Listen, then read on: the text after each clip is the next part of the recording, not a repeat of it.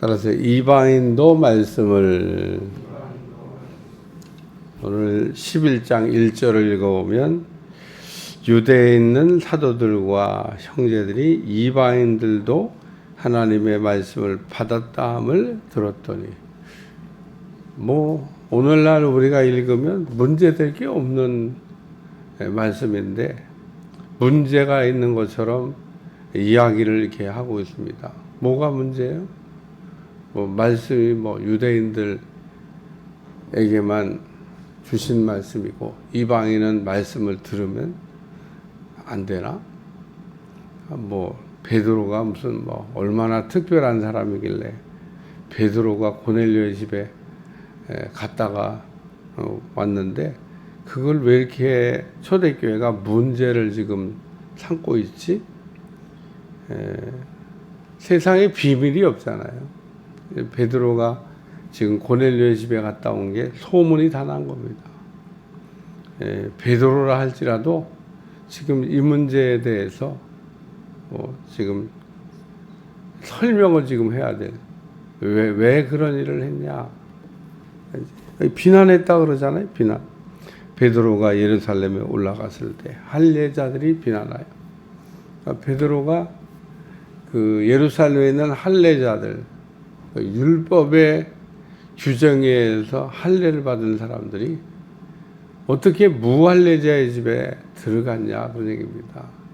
할례 받은 사람이 할례 받지 않은 사람과 교제하면 안 되는데 할례 받은 사람이 무할례자와 교제를 했다. 이게 지금 문제가 된 겁니다.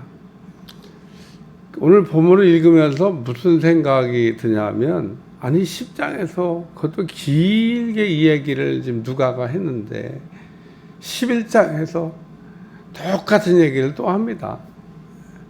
앞에 있는 거 이하 동문 그래도 되는데 이하 동문이 아니에요. 이하 동문이 아니라 앞에 있는 얘기를 한 번 더 합니다. 근데 왜 앞에 있는 얘기를 한 번 더 하냐면 앞에는 베드로와 고넬료 사이에 일어났던 일이고 베드로와 고넬료 사이에 일어났던 사건이 이제는 베드로와 또 베드로와 함께한 사도, 형제, 또 예루살렘에 있는 할례자들과의 지금 문제다 그런 얘기입니다. 그러니까 한마디로 유대인이 이방인의 집에 들어갔다 나왔다고 하는 게 초대교회 때 문제가 돼서 어떻게 할례 받은 유대인이 할례 받지 아니한 무할례 그 이방인의 집에 다녀왔냐? 그래서 베드로가 비난을 받았다 그런 얘기입니다. 이제 이때 베드로가 그 자기에게 일어난 일을 차례대로 여기 보면 차례로 설명하여 내가 욥바에 있을 때 그러면서 욥바에서 있었던 사건을 이야기합니다. 베드로가 욥바에서 기도할 때 여기 기도할 때 나오잖아요. 앞에서도 제가 베드로가 욥바에서 기도할 때 어떻게 기도했냐? 환상 중에 기도했다. 그런 얘기를 했는데 오늘 베드로가 이게 기도를 이렇게 했는데 베드로의 기도는 아주 깊이 있는 영성이 있는 그런 기도를 했다. 그런 얘기입니다. 우리가 기도를 잘한다고 하는 얘기는 그 하나님께서 하신 말씀을 잘 듣는 겁니다. 우리 기도는 듣는 거가 1번이고 말하는 게 2번인데 오늘 우리는 말하는 건 잘하는데 듣는 거는 못해요. 우리가 기도를 들으려면 어떻게 해야 될까?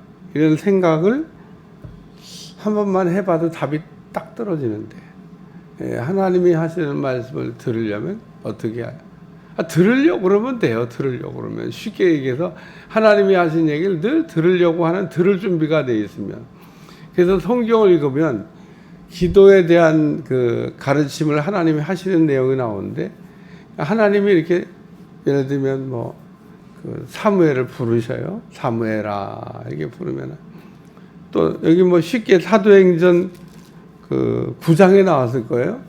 하나님이 아나니아야 이렇게 부르면은 사무엘이나 아나니아가 뭐라고 그래요? 주여 제가 저희 여기 있나이다. 이렇게 얘기하잖아요. 아주 레파토리야. 뭐가 주여 제가 여기 있나이다. 그러니까 그 사무엘이나 아나니아 같은 사람이 하나님 부르실 때 그렇게 표현한 내용은 뭐냐면 말씀하시옵소서 듣겠나이다. 그게 주여. 예, 한번 찾아볼까요? 9장에 나오는데 여기 사도행전 9장 10절 다 같이 읽어봐요. 시작. 그때 다메섹에 아나니아라는 제자가 있더니 주께서 환상 중에 불러 이르시되 아나니아야 시건을 대답하되 주여 내가 여기 있나이다. 여기 주여 내가 여기 있나이다. 이게 뭐냐면 말씀하시면은 들을 준비가 됐습니다. 그게 그 아나니아가 하나님의 환상 중에 부르실 때 사무엘도 마찬가지. 사무엘은 사무엘은 하나님 부르신데 못 알아들었잖아요. 그러니까 이제 막 계속 엘리 제사 달려가니까 얘가 이렇게 한밤중에 자꾸 나한테 오냐 그러다가 엘리가 하나님이 너를 지금 부르고 있구나. 사무엘이 어려가지고 한 번도 하나님 부르시는 거를 들어본 적이 없어. 그래서 그 엘리 제사에게 부른 줄 알고 달려갔어요. 그러니까 그 표현은 하나님이 부르시는데 꼭 엘리 제사장이 부르는 것처럼 사무엘이 들은 거죠. 그래서 달려간대. 처음엔 아니라고 하다가 하나님이 다시 너를 부르거든. 주여 내가 여기 있나이다.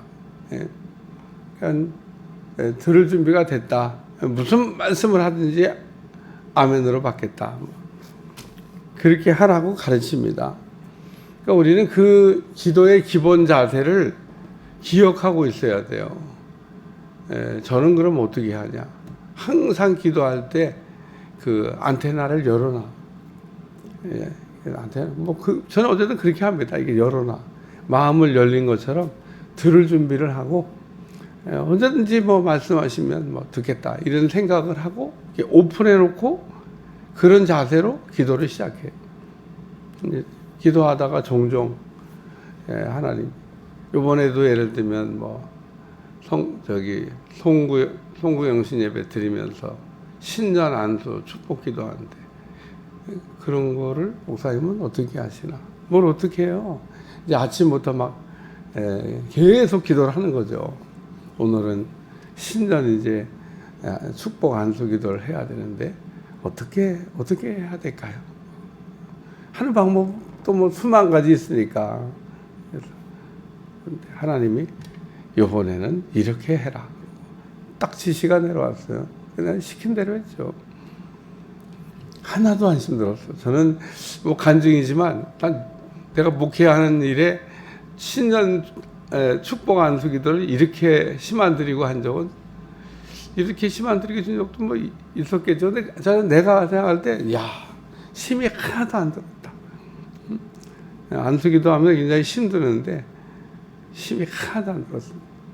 하나님이 역사하신 거죠. 오늘 우리는 기도 시간에 하나님이 역사해야 돼요. 하나님의 기름 부으신 가운데 그런 은혜로 우리가 여기 환상 중에 베드로가 기도하면서 환상을 통해서 하나님의 음성을 들었다. 그런 건데 하여튼 하나님께서 하시는 말씀을 잘 들으려면 마음을 이렇게 오픈해 놓고 들을 준비를 하고 우리가 기도하면 하나님이 이렇게 그때 항상 얘기하시는 건 아니에요. 필요할 때, 급할 때 이렇게 하나님 말씀을 하시죠. 두 번째는 내가 깨끗하게 한 것을 하나님께서 부정한 짐승을 보자기에 달아 내리시면서 먹으라고 베드로했죠. 그러면서 하나님이 베드로에게 얘기하는 내가 깨끗하게 하는 거라. 유대인들은 아주 율법의 규정에 의해서 거룩한 것과 거룩하지 않은 것에 대한 구별을 철저하게 하고 살았습니다. 그런다고 율법을 다 지킨 것도 아니지만 어쨌든 외형적으로 볼 때는 거룩한 것과 거룩하지 않은 것을 구별하고 그리고 베드로가 지금 내가 그런 거 안 먹었다고 얘기하잖아요. 베드로가 이 정도면 나머지 뭐 유대인들은 뭐 베드로는 바리새인도 아니에요. 근데 바리새인이게 되면 뭐 이 지금 베드로가 얘기한 정도를 넘어서서 아주 철저하게 어려서부터 그냥 율법의 규정을 어기지 않냐고 지키려고 하면서 타락했죠. 그러니까 하나님이 깨끗하게 하신 것을 내가 속되다 하지 말라. 그래서 하나님이 그 이방인 고넬료를 깨끗하게 했다 그런 얘기입니다. 근데 베드로가 생각할 때는 깨끗하지 않다고 생각하고 부정하다고 생각을 해서 이방인의 집에 안 갔던 겁니다. 이방인의 집에 가거나 이방인을 만나거나 그러면 할례받은 유대인들이 부정해진다. 율법의 규정에 하면 죽은 사람을 가까이 하면 부정해진다. 그래서 일정한 기간 동안 그 자기를 깨끗하게 하는 의식을 해야 돼요. 참 그 율법에 보면 얼마나 우리가 거룩하게 정결하게 살아야 되는지에 대한 규정이 나오는데 하나님이 우리에게 정말 바라시는 것은 막 사는 게 아니에요. 우리 개신교의 성도들이 예수님 믿고 구원받은 후에 막 살아도 되는 것처럼 왜? 택함 받고 구원받았으니까. 그렇죠. 뭐 부르심을 받고 택하심을 받고 구원받은 거가 참 영광이죠. 근데 그거를 너무 좀 세게 강조하면 부르심 받고 택함 받고 구원받은 걸 너무 세게 강조하면 그 다음부터는 뭐 막 살아도 하나님이 나를 버리지 않을 거라고. 그렇게 얘기하면 가룟 유다가 왜 버림받았어요? 여러분 그렇게 하면 왜 가룟 유다가 예수님의 제자였는데 예수님도 버릴 수밖에 없었던, 예수님이 버린 것도 아니죠. 예수님 끝까지 가룟 유다를 돌이켜 보려고 했는데 제 길로 갔어요. 제 길로. 그래서 가룟 유다에게 우리 주님이 하신 말씀이 뭐냐면 차라리 너는 안 태어났으면 좋을 걸 태어났다. 그러고 얘기하셨잖아요. 오늘 여기 내가 깨끗하다 한 것을 내가 속되다 하지 말라.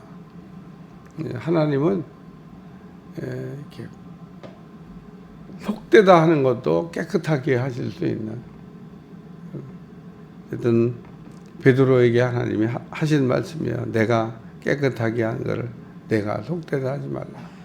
베드로가 지금 이 말씀을 하나님께 들으면서 제가 생각할 때는요, 생각의 변화가 일어났을 거예요.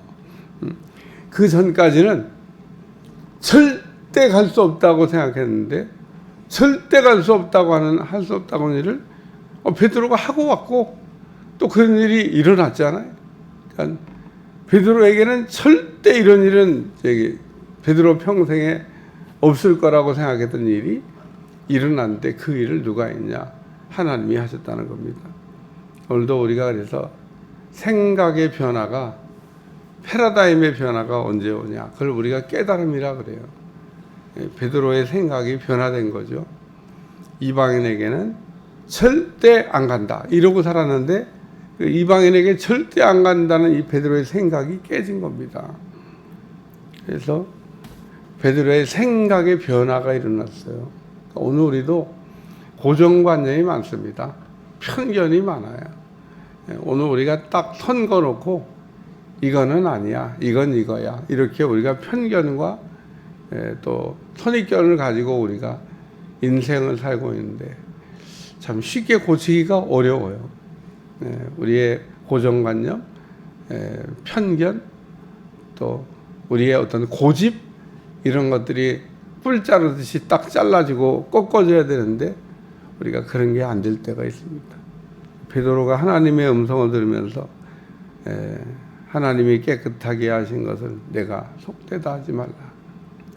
이 하나님이 하시는 말씀은 제대로 알아듣지 않았으면 안 간다고 했을 거예요. 이방인의 집에는 어떻게 가냐. 세 번째 말씀은 이런 일이 3번 있은 후에. 이게 지금 베드로에게 한 번 얘기한 게 아니고 2번, 3번 얘기한 다음에 그 보자기 환상이 사라졌다. 그런 얘기인 겁니다. 그러니까 하나님이 알아듣게 말씀해 주셨다. 그런 얘기입니다. 유대인들은 3번 얘기하면 3번 기도하고 3번 말씀하시고 확정적인 걸 얘기할 때 3번 이렇게 사용하십니다. 바울도 보면 가시 때문에 3번 기도한 적이 있어요. 그리고 그만 기도합니다. 뭐 우리가 기도를 하는데 4번도 할 수 있고 5번도 할 수 있고 7번도 할 수 있고 뭐 100번도 할 수 있지. 근데 바울은 하나님 앞에 그 가시를 제거해 달라고 이렇게 기도하고 3번 기도한 다음에 더 이상 기도 안 했어요. 하나님이 내 은혜가 내게 족하다고 말씀하셨는데 그 말씀을 알아들은 겁니다. 하나님 우리에게 3번 말씀하는 원칙으로 가룟 유다에게도 이 원칙이 똑같이 적용됐습니다. 예수님이 가룟 유다를 돌이킬 때도 몇 번 권면하셨냐? 3번 권면했습니다. 그러니까 우리는 1번, 2번, 3번 할 때 알아들어야 돼.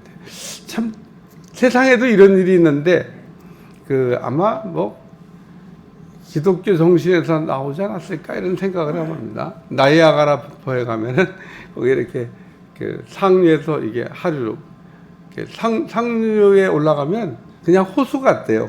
나이아가라 폭포 막 쫙 내려가는 게 그냥 평평한 호수. 거기서 이게 배 타고 이렇게 놀아도 배는 왜 물살이 세지 않으니까 사람들 배 타고 이렇게 논답니다. 근데 배는 무조건 상류에서 하류로 내려가잖아요. 이제 배 타고 놀다 보면 딱 가만히 있어도 둥둥둥둥 내려가니까 얼마나 편해? 둥둥둥둥 누워 앉아도 되니까. 딱 내려가다 보면 빨간 줄이 딱 쳐져서 돌아가시기 바랍니다. 위험합니다. 사람들이 그 빨간 줄을 무시하고 그냥 왜? 쉬면 안 되니까 둥둥둥둥 또 내려가는 거예요. 2번째 빨간 줄이 딱. 예. 당신이 지금 아주 위험한 길로 들어섰으니까 돌아가시오. 2번째 경고. 배가 또 둥둥둥둥둥. 딱 3번째. 만약에 당신이 이 줄을 넘어가면 다시는 돌아올 수가 없습니다. 빨리 돌아가시오. 그러니까 그때도 돌아갈 수 있는 거야. 3번째 줄에서 여길 넘어가면 당신 못 돌아온다고 지금 경고하고 있는데 그래도 그때는 돌이킬 수가 있는 겁니다. 근데 사람들이 또 그 3번째 줄도 무시하고 내려간대. 그건 끝이야. 배를 아무리 자기가 돌이키려고 방향해도 이제 그때부터 물살이 유속이 세져서 배를 돌이킬 수 없어가지고 해마다 사람이 배가 떨어져 갖고 죽는 사고가 발생한다. 그러니까 말 안 듣는 사람이 있는 거예요. 빨간 줄을 쳤는데 쫙 쳤을 거 아니에요. 그게 안 보여서 넘어갔다고 그러면 안 되지. 거기다 경고문도 써보셨는데 해마다 나이아가라 폭포 목사님 가봤어요? 안 가봤어요. 그냥 글로 읽은 거예요. 어쨌든 세 번의 경고줄이 있는데 넘어가면 안 된다. 오늘 우리가 하나님이 우리에게 3번 말씀할 수 있는데 3번째 혹 들었다 그러면은 정신을 바짝 차려야 돼요. 왜냐하면 하나님은 3번 말씀하시고 그 이상은 얘기를 안 하시기 때문에 하나님이 4번도 해주시고 5번도 해주시지. 성경을 읽어보면 가룟 유다에게도 3번, 바울도 3번, 여기 베드로도 3번, 다 3번 원칙으로 이게 간다고 하는 성경은 교과서 같은 겁니다. 오늘 우리가 모든 우리가 뭐 영적인 법칙이나 모든 것들을 다 어디서 찾아야 되냐? 성경에서. 그러니까 베드로에게 이렇게 3번. 그래서 오늘 이방인도 말씀을 받았다는 게 뭐 이렇게 그냥 막 사도행전 10장, 사도행전 11장에 그냥 2장을 활용해서 쓸 만큼 이렇게 그런 거냐? 우리가 이걸 잊어버리고 읽으면 안 돼. 그만큼 중요한 사건이다. 그런 얘기입니다. 복음은, 말씀은 할례받은 사람들의 것이야. 유대인들의 것이야. 뭐, 그렇게 생각하고 있는 사람들이 대다수였습니다. 뭔 이방인에게까지 무슨 복음을, 그러고 안 가. 갈 수가 없어. 할 수 없는 거를 지금 하나님이 할 수 있게 하셨는데, 그러니까 이방인 선교의 시작은 엄밀히 얘기하면 베드로도 아니야. 베드로가 한 게 아닙니다. 누가 하셨죠? 하나님이 하신 거지. 누구에서 시작되지? 고넬료의 기도 때문에. 이게 이렇게 하는 겁니다. 그러니까 이방인 선교의 시작이 왜 어떻게 시작됐냐를 따지면 시작의 원천은 고넬료로부터 시작된 건데, 고넬료의 기도 때문에 하나님이 움직이셨고, 하나님이 그 이방인 선교의 단초를, 문을 열으셨다, 그 얘기입니다. 누굴 통해서? 베드로를 통해서. 그러니까 다 하나님이 하신 일이지만 고넬료의 기도가 있어서 고넬료의 집에 베드로를 급한 사건을 하나님이 하셨다, 뭐 그 얘기인 겁니다. 오늘도 우리의 기도를 이렇게 하게 되면은 우리의 기도를 통해서 하나님도 움직이시고 천사도 움직이고, 그래서 역사가 일어나는 것을 보게 될 줄로 믿습니다.